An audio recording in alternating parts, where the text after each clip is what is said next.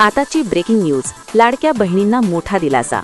राज्यातील लाडक्या बहिणींसाठी आनंदाची बातमी आहे। मकर संक्रांतीच्या पार्श्वभूमीवर लाडकी बहीण योजनेचा डिसेंबर महिन्याचा 1500 रुपयांचा हप्ता आजपासून महिलांचा बँक खात्यात जमा होऊ लागला आहे।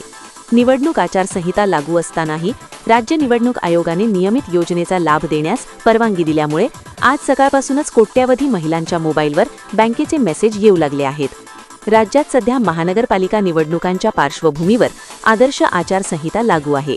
या काळात सुरू असलेल्या योजनांचा नियमित लाभ देता येईल, मात्र कोणताही लाभ आगाऊ स्वरूपात देता येणार नाही, असे स्पष्ट आदेश निवडणूक आयोगाने दिले आहेत।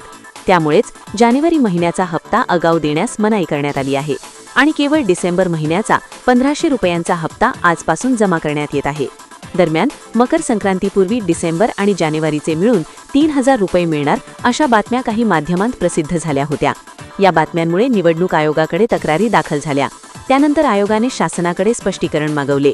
मुख्य सचिवांनी दिलेल्या अहवालात स्पष्ट करण्यात आले की निवडणूक जाहीर होण्यापूर्वी सुरू असलेल्या योजना सुरू ठेवता येतात, मात्र नवीन लाभार्थी जोडता येणार नाहीत आणि कोणताही लाभ आगाऊ देता येणार नाही।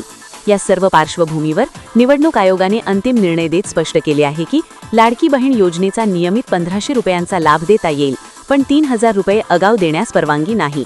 त्यामुळे आजपासून मतदानाच्या 2 दिवस आधीपर्यंत महिलांच्या खात्यात 1500 रुपये जमा होण्याची प्रक्रिया सुरू झाली आहे।